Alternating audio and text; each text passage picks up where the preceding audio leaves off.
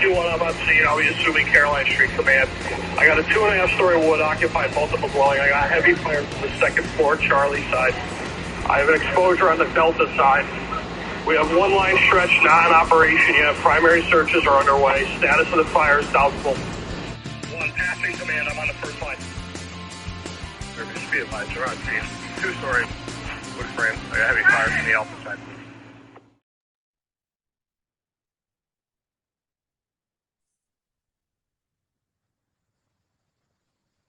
Good afternoon. Welcome back, fans of the Volley Chief. I have a panel of, as I like to say, radio nerds here today to discuss a little bit about, radio traffic, understanding your radio system, pros and cons of different radio systems. So I'm going to take a second and let my two guests introduce themselves, and then we're going to start talking in radios. So, Jared, since you came on first, go for it. Hi, David. My name is Jared Heon. I have a little bit of a background with fire and EMS and also with public safety dispatch for a little over 20 years now. Currently serving as the ESF2 chair for Region 2 with Demis, which is communications for those who may not be familiar, and still work as an active dispatcher, volunteer fire captain currently. And yeah, we're a radio geek. All right. Thanks for having me. Yeah, thanks for coming on. Matt, you're up next. All right. Matt Cohen, been in emergency services for more longer than I'd like to admit, probably 27, 28 years now. Started in EMS, went into emergency telecommunications, and then went into some volunteer fire for a while, and became career fire department, which I've been in for 24 years now, and currently work as a chief officer. Just like Jared, I spent quite a bit of time in communications. I'm a co-chair for Region 1 ESF2, the neighboring region for Demis. And yeah, that's my background. Okay, so I guess, I posted something a couple weeks ago on the Volley Chief site about the importance of a fire chief understanding and knowing their radio system. So obviously, my depth of knowledge is best in Derby. Jared will tell you it's probably a very simple system. Am I right? Yes, very simple. I can tell you this. We have our main dispatch channel, then we have a non-repeated talk around channel, and then a few tactical channels, which are just radio to radio. So it's a very simple radio system. As a matter of fact, probably one of the most difficult tasks that I worked on as fire chief and assistant chief over those 8 years was getting everyone to switch to a fireground channel. Am I wrong there, Jared? That's definitely difficult. You are absolutely correct. And that is one of the most important things that has to be done is going to that simplex channel on a fire scene. Right. And it is and was extremely difficult. So the way that, Matt, just so you know, for background, the way that the portable radios are set up in Derby is everything's on the main dispatch channel, with the main dispatch channel being channel 1 and channel 16 on the knob. So this way, no matter which way you turn it, you're back to the main channel. But our first fireground channel is channel 3. So now, come in 2 clicks, if you will, and you're on the fireground channel. And just trying to get the members to do that took pretty much all 8 years.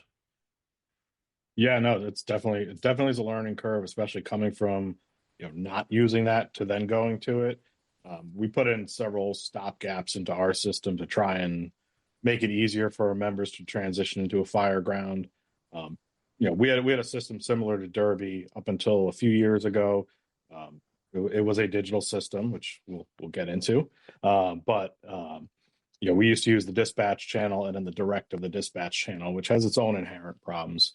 But our new system now has dedicated firegrounds, and we are operating on a trunk system now. Now, to my amazement, when I got hired at Summers, they're still dispatching on the old low band 3386 system, which I was dying laughing because I was like, God, that bin of crystals down in my father's basement just became handy again. You probably still had a bunch of old pagers laying around that pick up Summers just fine. Yep. Um, There is no band like low band. it's true. I mean, it is, and it's funny because can you even buy like I know like you have a hard time buying low band nowadays, right? There's a lot of stuff online you can pick up secondhand, but yeah, I mean, for the most part, the major manufacturers have kind of gotten out of the low band business. Okay, so run us through, right? Because I get them confused all the time, right? There's UHF, there's VHF. Like, what are the differences in the bands that we're using right now? So, I mean, really, it's to the in the most simplest form, it has to do with the megahertz. So, how many cycles per second that frequency is. If you think of a frequency, it's a wave, right? It's a continuous, regular wave that encodes information that rides along that wave. And so, the megahertz are really the number of cycles per second. So, your VHF, you have VHF low, which is commonly referred to as low band. Your VHF is typically in the 100 bands. Your UHF is anything leading off with a 400 to 500 band. And then your 800, they've kind of been merged together. It started as just 800, and then public safety began to use 700 a lot. So they kind of merged them into just 800 band. And if people say high band, are they talking that 7/8? Typically, high band will reference the VHF, the 100 band. Okay. And then UHF is the ultra high band. And then 800 again, kind of they made it easy for that, but for that band and just go by the numbers. And I guess go ahead. I was going to say the beginning of Chief Cohen's explanation there kind of got me thinking of Disney World and like a roller coaster down there. The way he was talking about those waves riding and everything like that. I thought we were on the wrong podcast for a second. I could switch. I mean, if Okay. we could switch the channel if we have to. So I'm not well versed in Disney, but I can Google some things real quick, and we can turn there if people glaze over. So I guess and Matt, and Jared as a captain because of the makeup of the Valley Volunteer Fire Department. Jared's run several fires in the past couple of years during his term as captain. How important is it for the incident commander to know their radio system inside and out? Honestly, I think it's very important because not only is it going to tell them what is the best way to operate on a given incident, but also the limitations of that system, ways to correct or augment limitations in the system.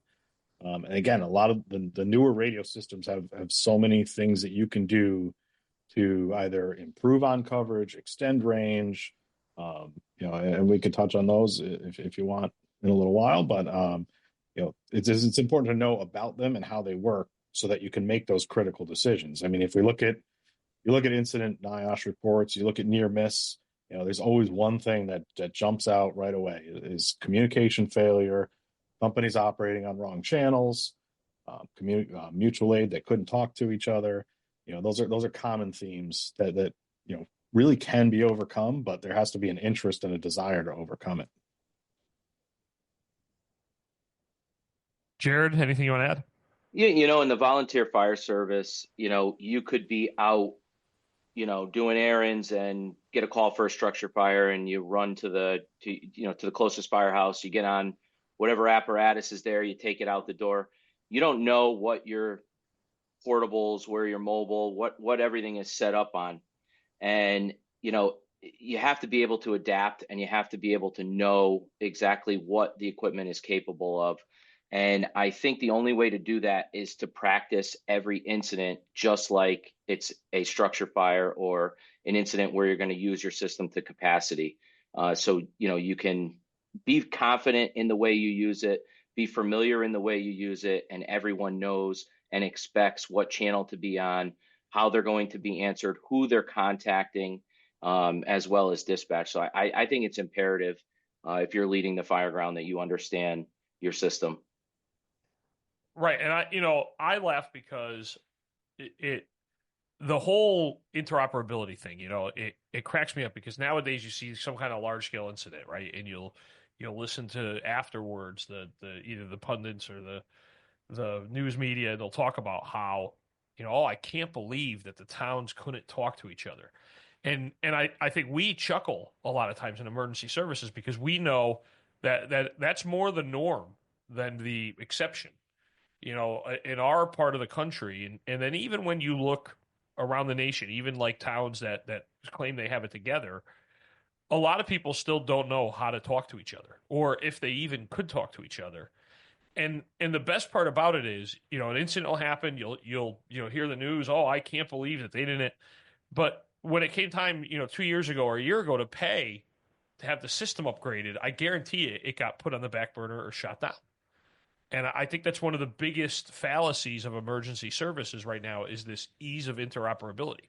I agree that the technology is there to make everybody be able to do it tomorrow, but who's going to pay for it? How are you going to install it? Right, Jared, we went to Ansonia today, right? We've been going to Ansonia, first alarm since the two towns split in 1894, and we still don't have a common radio channel with them. Absolutely. That is a big problem. It's something we're working on, being on the Ansonia side as well, with the system upgrade, that's what we're gearing towards, and going with a common frequency. But cost is a major part. And the second part of it is having someone who understands what your needs are and being able to communicate that to a vendor that will understand what you're asking for and get you the right equipment. The right equipment is out there. There are ways to make these work, but sometimes you need to engage some outside expertise to listen to you, to listen to your dispatch center, to listen to, your vendor, and kind of put a professional opinion together and come up with something that your town could actually afford and implement. And Jared, I just want to highlight, a point you made on the last question, which was, exercising, and it's important. It's really important. It's imperative, in fact, that you don't wait for the structure fire or the big call to start trying to implement your fire ground. Fire grounds need to be implemented on a regular basis so that you can develop that muscle memory, and people could start to fine tune their behaviors, right? Because that's what we as officers, that's our goal, right? Is behavior modification to get a desired effect. And, by implementing those low stress, everyday routine calls and having people use those fire ground channels and having them build that into their memory, it becomes second nature, so that when they're going to that stressful call and they're pumped up, they're not trying to remember, well, oh, this is the one that I have to switch the channels on. And then again, Jared's making great points. That knowledge and that ability is imperative when you're upgrading your system. Some of that frustration that he's seen, kind of led to my side gig, which is project consulting for radio projects, because I got tired of sitting down with towns, and I'd be sitting with other officers, and they'd be explaining what they're being pushed to or what they're being told, and without that expertise, it's like it became frustrating. And it's like, no, there's a path to fix your problems. You just need to find the best path that you could afford, number one, because everything is scalable. You can come out of the gate with the best state-of-the-art system. You might not need it. Your solution might be a simple implementation, with a few stopgap and problem solves that are pretty easy and relatively inexpensive. Now, when I was fire chief, we decided that we wanted to do something about the radio system in Derby. It was, this hurts when you say it this way now, but it was turn of the century. I'll take a minute to let everyone breathe that one in. That was only 5 years ago, right? That was like 5 years. But the portables that the Derby Fire Department purchased. Now, when I first joined the volunteer department in '95, I had, like a lot of the members of the Storms, we had that lucky radio certification of EMT. So the ambulance corps issued radios to the members, and I they were a Motorola. What were they, Jared? They were they were like bricks. The P100s or the M100s. Yeah. Yeah, they had like two channels. They had like a toggle switch, and that was it. Yep. And we had those. We were lucky enough that that's what we got. And then the fire department upgraded the radio system in, I want to say, like 99, 2000, and we bought correct me if I'm wrong, Jared, the HT 750s. Correct. Okay. And the Chiefs had the HT-1250s with the screens on them. Correct. And that's what we used until roughly what, 2019 or 2019? 2019, correct. Okay, yeah. So in 2019 we were able to get money, and then it was one of those I had a decision, right? So we priced out, new repeaters, all new system, and I want to say it was somewhere around 700,000 back then. And in true, town government fashion, they were like, "That's sweet. Here's 300,000. Figure it out." So at that time, we decided that to me, I always say, I jokingly say, eventually the fire will get big enough that someone will see it. If the radio system fails, right? Eventually, if your whole system went down, eventually the fire's going to get big enough. Someone's going to run to a firehouse, right? There's always a backup. There's texting. There's nowadays we all have apps. Like but if a guy's in a building and calling for help, he gets one shot at that. So I think it was wiser for us to spend the money on the portables so that we were able to have good communications on the fire ground amongst each other. And that's the route I went. And whether right, wrong, or indifferent, that's how we went. So we replaced the HT 750s with, what do we buy now, Jared? What do we have? We went with Motorola APX 6000s. Right. And then I was lucky enough that, like we said, there's a workaround for a lot of things. So I was able to buy one of the multi-band portables for each apparatus, and then the Chiefs. So this way, at least there were some multi-band portables out there. So when we did do things like go to Ansonia, go to Seymour, at least you knew one radio in the rig could just flip the knob and you could talk to them. And again, in a small town with a tight budget, it was the best I could do. And like you said, Matt, right? You can do whatever you want if you got the money for it. Mm-hmm. And I'd like to point out that you do sound like a radio nerd right now. Just throwing it out there. I've got to ask Jared every radio model, but we sat together for quite some time back then when we were going through the different model portables and features and everything like that. So I'm glad you retained that information from nearly 6 years ago. Yeah, see, we did. We were, and it was there was like you said, there's so much options. There's multi-band, there's multi-screen. Like we bought. The lime green portables are multi-band. So this way if I get in the rig and I know I'm going to Ansonia, I can grab the lime green one and I know that's the multi-band. And it's those dumb little things you do, right, Matt, that you work around. Right. And I mean, you know what? You think it's simple enough, but I mean, right there hit a perfect point is, how do you identify the differences in technology? Because to some people, you pick up a radio and it's a radio, right? I only want to know the button that I need to push to talk. Well, by having a different color or having a different color speaker mic on a radio, that could denote a whole different, functionality of that radio. And I mean, obviously, too, we also have some crazy, we had those stocks boxes, which the magic box where you plug the radio in and the other radio worked. That's some serious radio nerd right there. I swear. Listen, you're either pulling our legs about your lack of knowledge, or you got some cue cards set up there. You're hitting all the buzzwords. Go ahead, Jared. Those are currently under review right now for the state for obsolescence and what is going to be replacing them. So just like we're having this conversation, they're having the same type of conversation to see what's needed, what can be maintained, and what has to kind of evolve with the time. One of the other big things that we went to as well with the radios was the speaker microphones, with going with the fire purposed model, which has the higher temperature threshold for the extension mic and also water draining, which we didn't have before, and that's why I totally agree with you. Replacing the portables was the right way to go because they had taken a beating over the years. Oh yeah, absolutely. And for those of you who are not familiar with, I don't know if the stocks box is the technical name, but as I mentioned, it's a magic box where you plug one portable that's on one band into it, and then you plug another portable on another band into it. Inside the box, the magic happens, and you can talk to each other. Yeah, no, that's the right terminology, and it's actually so that one represents a Connecticut-based technology. So it actually stands for State Tactical On-Scene Communications. So the acronyms, like we don't have enough of them already, continued.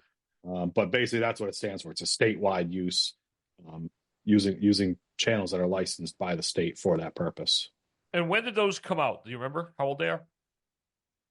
2010.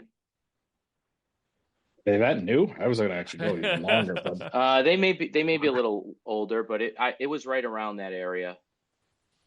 Yeah, and did one go to every town, or like how did they get assigned? Yes, one went to every town. There was a power supply box with a 12-volt converter and some batteries, and the second box had 3 analog radios with a device that would patch the various radios together. So you would select the interop frequency, which is what was supposed to be programmed in everyone's portable, whether you had VHF, UHF, or 7800 in analog. And then you would go on whatever stocks channel was assigned to your area. You'd put your stocks box on, you'd patch those channels together.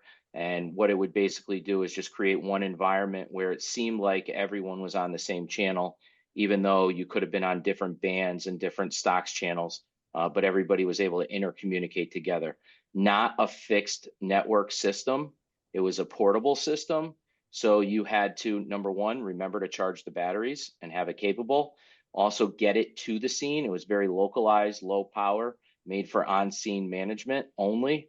Get it there and set it up and have someone who knows how to operate it. Yeah, for a planned event, a large fireworks display, a Thanksgiving Day football game, that's great for on-scene communications where you could set it up ahead of time. But, for an active fire or something like that, the practicality of getting it there, getting it set up when you've got so much else that you're worrying about, not too practical. right, and that's why you saw a lot of them pulled back. That's the exact reason right there. Either municipalities that had been issued them weren't maintaining them.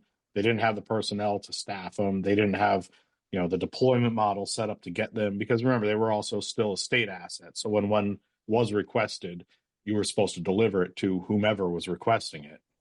So, a lot of them ended up getting turned back in, and that's kind of why the program is, one of the driving forces as to why the program is under reevaluation, because it's either replace the equipment at this time or look for a better solution. Right. To most of us in the fire chief world, it's just that box that sits in a corner that nobody really knows what it does. Right. Well, if you could, I think it's the police world also. I think has that same definition. If you could find the box, you're one step ahead of a lot of towns. Yeah, I mean it's in my office in Summers. I look at it every day when if I turn my head left, I see it. So and now with that, so we had the stocks boxes for a little while. We had those multi-band things. We did have some attempt for communications when the mass decon units came out, right? Those came with those came with the 8-call 8-tac at the time I-call repeaters, which were then renamed to 8-call 8-tac. And it's funny, because in Bridgeport at Wood Ave, that's where the mass decon unit is, and like forever we would have to go out the first day on and check those radios, and like we'd turn them on and call, I don't even know who we were calling, but we'd call and ask for a radio check, and somebody would answer. And it was, again, that was another attempt. As far as communication vehicles, now Matt, you have you have, I don't even know what you call it. You have the Rolls Royce of communication vehicles in the area. So just touch a little bit about your mobile communication vehicle. Yeah, so we operate FieldCom 1, which falls under the umbrella of Fairfield County Hazardous Incident Response Team, formerly known as Fairfield County Hazmat. And that was built in 2008 originally. It's made as a full command and communications center, made to be able to roll into an incident, not take over, but basically provide to the incident commander the ability to have tactical communications as well as a controlled command post. So the vehicle is broken up into 3 sections. The back area being a meeting room, command post. Center section is where all your technology and networking resides. And then the front portion is a mobile dispatch center which has 4 dispatch positions in it. It runs out of Westport, but it is considered a statewide asset, and is available to anyone that needs it. The technology that we have on board with it is video surveillance. We have infrared as well as traditional video around the vehicle as well as on the mast. We have a mobile repeater set up. We have 12 radios that operate on the statewide trunk system, and programmed in with all your regional interop as well as quite a few local municipalities as well. Networking that's backed up with cellular diversity. So we use multiple carriers simultaneously. So if we're in a weak area for one carrier, chances are another carrier will work. But we can fall back also to satellite data. Our voice lines are using, it's SIP technology. So basically it's a voice over IP connection, so that again we can either use carrier cell diversity, so we're not strapped to a single carrier to provide voice technology, or we can run that through a cellular backhaul, or also connect into any local source. So when you request a vehicle, you're getting a team of dedicated ComLs and then some Comm technicians as well that can connect into local building infrastructure to either bring traditional analog phone lines out, extend their VoIP system, or attach to their data connection to bring it out to the vehicle as well. Now, because of my tenure in the Fairfield County Hazmat team, I was well versed in the vehicle. And let's see, it was November of 2020, we had the gas incident in Derby. And I Yes. that was one of the first calls I made, is that, when we got there and the Eversource representative said it's going to be at least 72 hours, we're going to be here. In my mind, I said, I need a command post and I need communications. And that was one of my first calls. You guys were there, very quickly. And we did. We, like you said, we ran the incident from that vehicle for 3 days. Right. And that shows that the system works the way it's set up, because you're out of region. And I mean, the spin up time and the inter region coordination, it was what, probably within an hour and a half, 2 hours, you had the resources on site.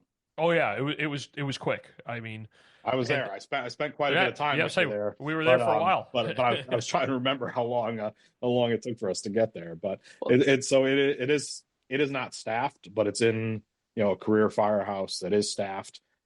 We have multiple people that can deploy the vehicle, and then we usually will rely on team members that are either on duty or on call. But the team itself is made up of the 14 communities that comprise Region 1.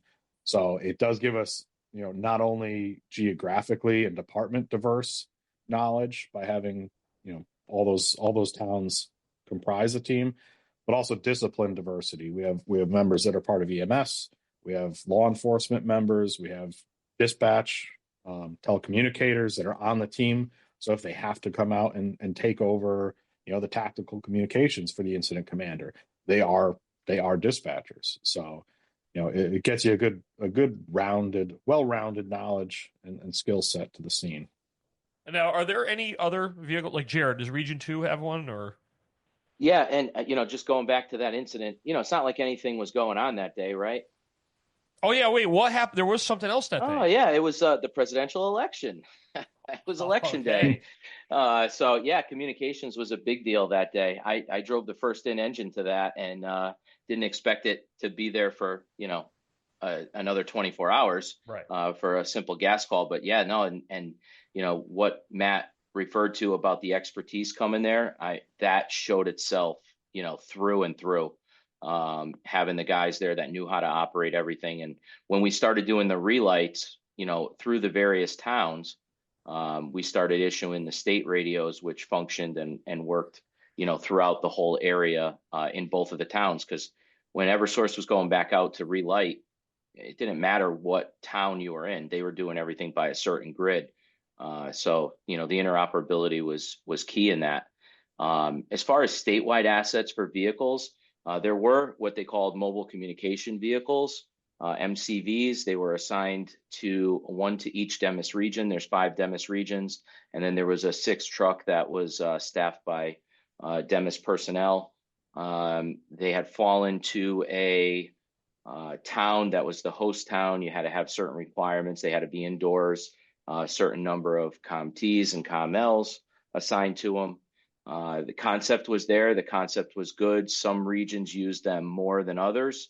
As far as Region 2s, we were given notice last year that the state was taking those vehicles back, and we had to give them back. As ESF2, I did try and get them to issue it to the region, and we were denied that request. So to my knowledge, the vehicles are now back in the possession of the state. I did see one of them recently at the firehouse. The I was fire going to say academy. the fire Yeah. academy used it to lug all the equipment around. Yeah, to the rope. the fire academy used it to lug all rope equipment down to teach a class with all that high-tech equipment in it. So it was, I guess that's a more of an appropriate use than leaving it with the regional ESF2, but that's for another discussion. So Jared, before you mentioned analog and I guess let's move into that topic of conversation. So I guess a couple things. Can you first off, obviously, if one of you guys don't mind, explain the difference between analog and digital, and then also explain the whole P25 thing, like what it is, what it isn't, what people think it is.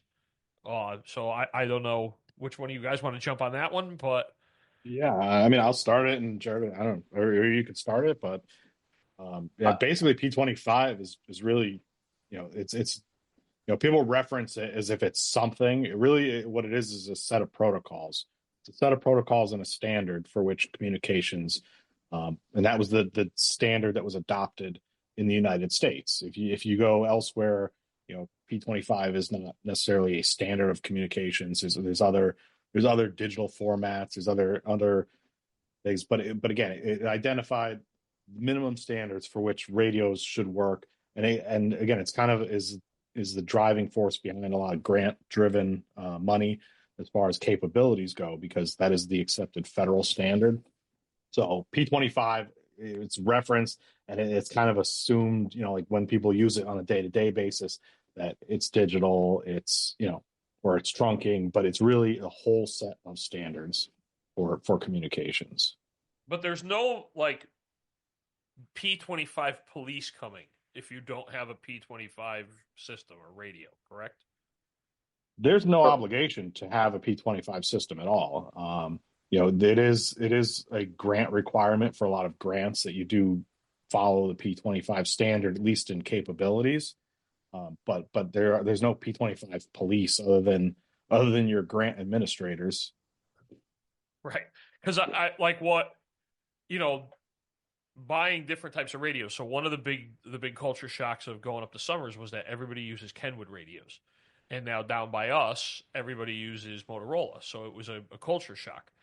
And when I went to buy the first Kenwoods up there, they were unbelievably cheap. Like I thought I did something wrong. And it was because, when buying the Kenwoods, all those options, the P25, there's all these options that you have to turn on. You have to buy the license for that. And to me, that was something that I was, very confused about, because I'm like, well, when I bought the Motorola's, the price was 3 times as much, but I didn't have any of these, you have to turn this on or turn that on or turn this feature on. Well, you kind of did. You just Okay. may not have you may not have known it. The radios are all capable, okay, of all of the requirements of P25. However, you only have to buy what you're going to use. So, for instance, if you're not going to use trunking features, you do not have to purchase those trunking features. But the purpose of P25 standards is to keep those features interchangeable no matter what brand radio you buy, so that they will all work on a common platform. And it doesn't stop with the radio itself. It also, P25 standards apply to your, what they call fixed network, your base stations, your backhaul, which is your transport between your various radio sites. ISSI connections for interoperability. There's certain standards that apply to the way that the radio system is connected on the fixed end as well, not just on the portable radio. But again, it's all scalable. So if I'm a smaller community fire chief and I have a budget conscious issue but I need new radios, that's something that I need to be aware of, that I don't have to buy the floor model, if you will. Correct. And that's kind of one of the things that when I meet with a new prospective town that's looking to do an upgrade, the first thing is, how do you do business today? How do you see yourself doing business in 5 years and 10 years? Because what you'll also find is a lot of times anticipating the features that you're going to need, even if you're not using them today, will save you money down the road. Not only do things not get cheaper, so when you go to buy them, you're going to buy them at the current price, but you then have to worry about logistics for pulling all those radios in, getting them serviced, getting the features added in, which is all time and labor. So again, when I'm sitting down with a prospective town, it's not so much, what are you doing right now, but where do you see yourself? And then we'll kind of go over available features and say, hey, is this something you think you would need down the road, or something you want to plan for down the road? And then we kind of build out the subscribers, looking at the life cycle of that subscriber to what they're going to need. And again, trying to minimize that financial impact down the road, because you as being a chief in multiple departments, one of the worst things that you could do is go back and ask for money for a project that was already approved, right? Absolutely. So the last thing you want to do is buy new radios and then decide you want to use a feature, and 3 years later you're back in front of whatever town government structure you have saying, hey, we need another $1 million to improve on these radios that we just asked you for money for 3 years ago. And Jared, fortunately for us, the answer would have been no both times. So, well, and I'll tell you too. Sometimes you really have to look at your surrounding towns, because Connecticut doesn't do much county or regional. Everybody kind of, it's like dispatch centers. There's 169 towns, and I think there's 106 PSAPs. Different dispatch centers and whatnot. A neighboring town who could be more wealthy than your town could do a radio upgrade. And if you want to interop with them, it may cost you, or it may repurpose or redirect the way that you're going to purchase your next subscribers, which subscribers are mobiles and portables, so that you can interop with your neighbor who you may have interoped with for 100 years. But just to do that, you got to make sure you buy the appropriate equipment, and and it could cost you a little bit more money. And I think it's good because, the guy on the line needs to understand what goes into the systems and it's not, because it's always one of those things, right? You always see the guy, call happen, the guys with these radios, and there's so much into the system. And, now obviously the big thing is digital versus analog. And now, both of you guys know why I hate fancy radio systems. And, as I get older and everyone says, oh, the technology's getting so much better, I just don't like the fact that we're putting so much trust into technology. And if you want to go ahead, if one of you, hit us with the difference between analog and digital.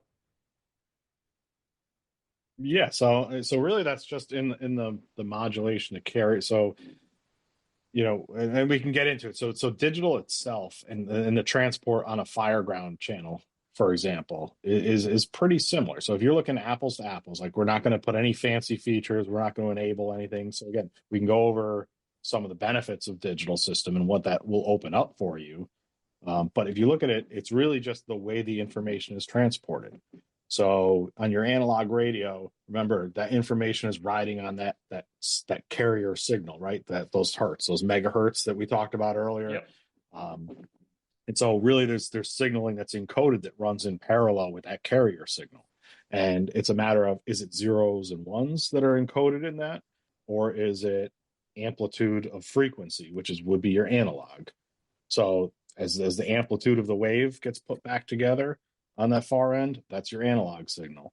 If it's zeros and ones that are being put back together into an audible voice on the other end, that's your digital signal. So they're not too far off in how they actually work. Again, it's really just the voice encoding. How does it get coded? How does it get applied to that carrier signal? And then how does it get decoded on the other end? And again, there's a lot more features, there's a lot more advances that we can start to talk about that digital does open up. But I mean, ultimately, it comes down to a need and a desire. So if you're not going to take advantage of any of those advanced features that are available in digital and you don't like it, there's no obligation to go to digital. If you do want to leverage some of those benefits of digital, and by benefits, I mean features. If you want to leverage some of those features, then that's something you could certainly entertain. And it does also improve and give you additional ways in which you can get your voice to where that fireground becomes a wide area channel, but still meets NFPA requirements for simplex, meaning direct radio to radio communications. Yeah, and when they narrow banded in 2013 and you went from 25 down to 12 and a half, the thought of still being able to hear some type of transmission from an analog signal that's very far out versus quote unquote falling off the digital cliff, that was really minimized when narrowbanding took effect, because pretty much with the way that the audio adapting is now with the digital and versus analog, it's very similar to be able to hear the same distant transmission on both types of system. Programming is a very big part of implementing those features, and having someone who understands that and implement that for you is a very big part for quality purposes. I could tell you one of my biggest pet peeves is seeing someone spend $5,000 or $6,000 on a portable radio, and instead of buying the $500 remote speaker microphone, RSM, remote mic, whatever you want to call it, speaker mic, they'll buy the $99 one and eliminate all the features that could possibly come with the radio. So again, it's, just being smart about it, having it programmed correctly. One of the big things is vibro alerts. With digital, with audio profiling, you can tone that vibro alert sound out. Whereas if you had an analog radio, it's quite possible you can't hear the voice of the firefighter who may be calling for assistance or trying to relay some type of update. But with the digital, you do have that option. So like Matt was saying, there's various options that if you want to do that, you can. And, it brings you into some data, it brings you into some accountability, systems. There's more that you can do. But Dave, I 110% agree with you that we can't lose sight of the bottom line and just simple voice-to-voice communication and the importance of it, because that is the core purpose of having our radios and being able to communicate. Right. And, I'm prejudiced, so I do not like technology in a radio system. P25 digital radios. We're gonna fix you. We're gonna help you. You're not. P25 digital radios have different performance characteristics from analog radios. Digital radios, in some environments, provide a clear voice with no background noise. The fire service is a challenging environment to operate in, and digital radios have performance degradation in several areas. Specific areas to be concerned with are radio use with SCBA, intelligibility in a high noise environment, pass devices, vibra alert, low air alarms, and feedback. So I read that paragraph and I think the 5 times I need a radio the most are the areas to be concerned with. I don't know where exactly that's coming from, but a lot has transpired, and the technology has been able to, it's been able to accomplish surpassing those areas. But yes, at the beginning there were a lot of issues with those areas, but I think now the technology has been developed to surpass some of those problems. I'm reading that from the Voice Radio Communications Guide for the Fire Service from the United States Fire Administration. And again, my distrust of the system is, and I have I don't mean this at all to you guys, because I do trust you guys. I'm not saying that, but a fly-by-night radio expert, fire officer who wanted the best and brightest, just sunk money into a system, and we know what the end result was. And again, I read that paragraph, and in my mind, I think the 5 times I need a radio the most, when that person or people are 1 floor away from you, 7 feet as the crow flies, and because we put so much technology in, it goes bad. I don't trust the system yet. So, and again, to reference the document, I'm familiar with the document that you're talking about. It's almost a 10-year-old document. It is, because it comes out every 10 years. So the new one should be coming out. Right, and it may mention the same. But again, we have to look at who's authoring that. Do they have, and then again, that I haven't looked, so I'm not familiar with, what their expertise or background on the technical side of it is. But as Jared touched on, they've come a long way in 10 years. They've come even further in 20 years. And the number of microphones that you now have on radios that are dedicated to advanced processing of that noise, if you look at some of the and again, these are manufacturer videos, so obviously take that with a grain of salt. But you will see demonstrations of radios operating in digital next to saws, next to engines that are pumping multiple lines. You'll see them, they've made it to the point where now in programming software, pass filter isn't even an engineered or designed. It's a checkbox now in the programming software to filter out the pass alarm on it. So the digital processing and the vocoders, those are the voice encoding chips, have come a long way, like huge, like leaps and bounds from original digital. And then I used the original digital radios back when they were, the Sabre radios, and then the XTS 3000s, which was the big, that was the big digital's going to kill firefighters, which was like a second generation digital chip. But they've come so far. I have, from having used digital since, actually this year will be 20 years. We were an early adopter of digital in my career department. 20 years we've used it. It's superior. I mean, again, that's my preference. Everybody has their preference. Everyone has their experience.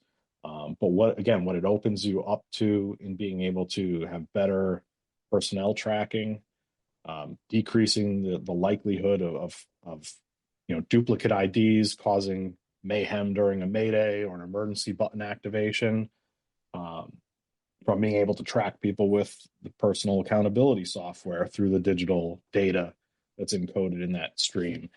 New air packs now that integrate and alert, low air vibra over radio streams, as well as numerous companies that are coming out with biometrics to measure, what that firefighter is going through or law enforcement officers going through, and transmit that in that data stream, all while also, again, providing, what I would consider to be superior audio quality. It does take a while to get used to. You get a digital ear, this is what it's called. So, those first little bit of time when you're switching over to digital from analog, it loses it loses a certain fidelity quality, but your ear adapts to it. It's a common thing when a department switches over to digital. They say it sounds robotic. They can't tell who's talking, but eventually, after using them for a little while, you develop an ear and an ability to where that digital sounds crisp and clear. I mean, again, and Jared and I have had plenty of conversations about this. To me, it's just a shield of technology that if one thing's out of whack, And I just, as much as I know it's coming, I know there's nothing I can do. It's not like I'm trying to stop it. I just No, don't I mean trust it. you can. Like I said, that's the beauty of it, is that no one's there to force you into it. Nobody's there to make you go with it. And again, a lot of the things come down to, do you want to leverage those features? I'll tell you real quick on just some of the things that we've implemented. The ability, I could sit there at my house 35 miles away from work and hear what's going on in the fire ground, because that digital fire ground is operating in simplex, but then we have vehicle repeaters that integrate into the trunk system to bring that fire ground audio back. So, you might say, well, that's great. What is a chief officer? The last thing we need is a chief officer listening in on the fire ground. I'm sure you'd probably have 90% of the listeners saying that, but your safety officers coming in, it's that extra set of ears that you have, the ability to take that fire ground audio and pump it back into dispatch so that it can be recorded, and you can have that extra set of ears listening in on that fire ground for any maydays or emergencies. It opens up a lot more opportunities. I'm a little speechless because, to be totally honest, I've heard I could be sitting home and listening to the fire ground, almost verbatim. And again,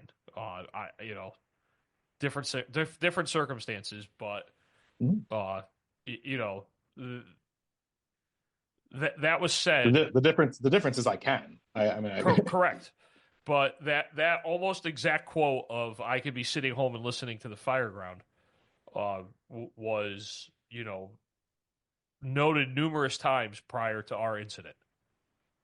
And again, it just, like I just have a deep distrust for the overly reliant technological radio systems. But the beauty of that is, if that fails, it still works on the fire ground. Right. And that was going to. Oh, God, Jared. I was going to actually just say, like, that was a properly engineered system. Make sure that there's stop gaps that don't require human intervention to overcome technological failures. I was going to say the exact same thing. You just said it very well. if that bridge back that allows me to know what I'm going to, and allows the safety officer that's responding in, after hours, responding from home, to know what's going on the scene and keep an ear out for problems. If that technology fails, the people on the scene don't even know. They get a different audible alert on their radio when they key it up, just to tell them, hey, just so you know, it's not in wide area, but you can keep talking anyway. Okay.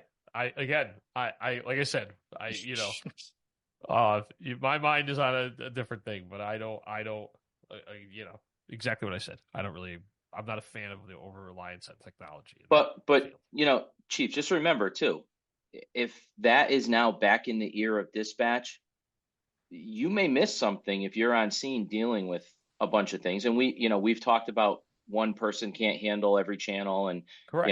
I got to serve as your chief's aide when we first implemented that at our first fire. And, it worked out really well. And, we had a good time with it. But adding dispatch into it as another set of ears that, you could have missed a critical communication. And again, it could be analog on scene to a digital system. You could come up with any mix of this that you want, but just adding those additional people who may hear something that you may not, that's another benefit to it. It really is. It is, but I also feel like at this point, you're shunned or shamed if you go to buy a system and you elect to turn off a lot of, whether it be for cost or whether it be for, whatever reasons. If right now I said, hey, we're going to buy a new radio system, it's going to be analog, what would everyone say? Well, but you would get that. I don't think you would get that much resistance. There's still a lot of analog in use. I mean, I recently worked on a project in one of the Connecticut municipalities that bought top of the line radios, and they're not using them in the digital mode. I mean, these are like the top of the line from the major manufacturer, and They're not using any of the digital features. They plan to use them in the future, and that's why that was the selected product. But they're not using them now, and there's But I no also, Matt, pressure. I should say that the pressure comes from sales. Right, and that's why it's right, important for you to have an internal party. And again, that was like I touched on. That was the frustration that I was seeing, was the sales push. And I started dealing with, working with people that were having that exact problem that you just summed up. And I said, no, you know what? Listen, I'm going to go in and I'm going to be an advocate for the town, for the department, and sit there with sales, and we can go through things, and we'll figure out what we need, and we'll tell sales what we need and what we want. And I think, Jared, that, there's a couple other things that I'm very proud of. We implemented in my tenure in Derby, and I think the Chief's Aid was another. So, Matt, that was something. Go to a fire in Bridgeport. There was a Chief's Aid handling, ship to shore, and the chief can concentrate on the fire ground. And we implemented that up here in the valley, and now it's become a very commonplace in Derby, and even in Ansonia too. They use it very well too. And Jared, it's a very common thing in Region 1, Fairfield County career departments. It's very common to use, and it is a great asset. Yeah, and Jared's, Jared's amazing. I think Jared's one of the masters at it. It's field dispatching, and if you've been a dispatcher for a while, it's you kind of you grasp it, and your core guys when they're there, and who you can rely on for it, and it's very important.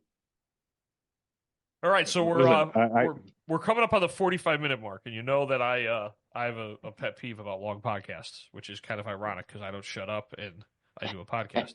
But so I guess I personally, and I know despite the two of your gentlemen's best efforts, I still have that little alarm in the back of my mind about digital and too much technology in my radio system. But I am sure that technology changes every day. I am sure at some point this will be something that you guys will just look at me and laugh and be like, "Hey, remember when you didn't like this stuff?"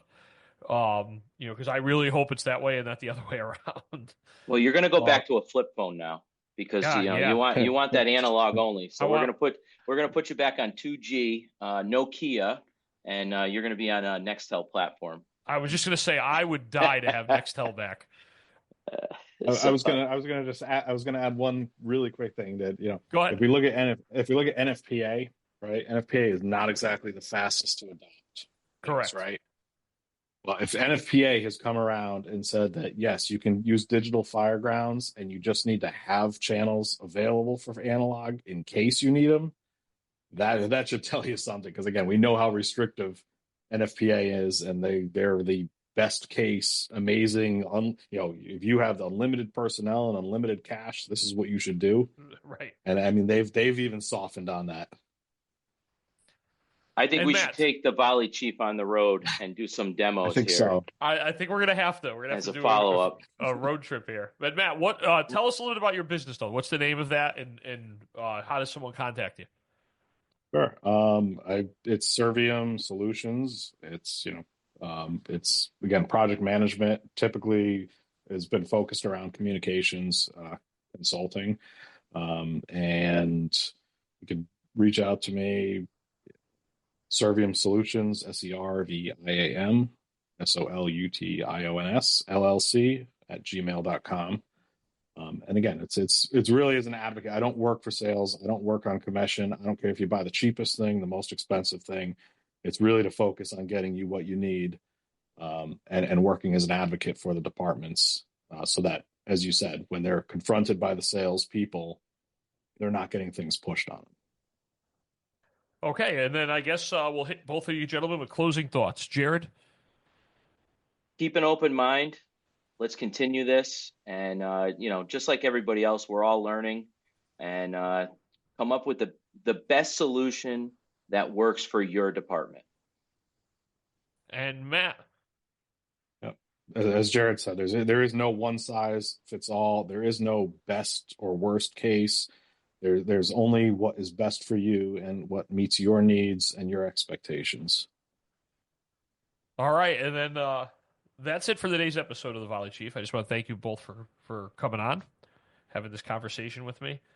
Yeah, thank you for having us. Yeah, I was good, though. I didn't mention that I would much more rather rely on a Gamewell system than portables. But thank you guys for coming on, and we'll see you next week. Sounds good. Thank you. Appreciate it. Thank you.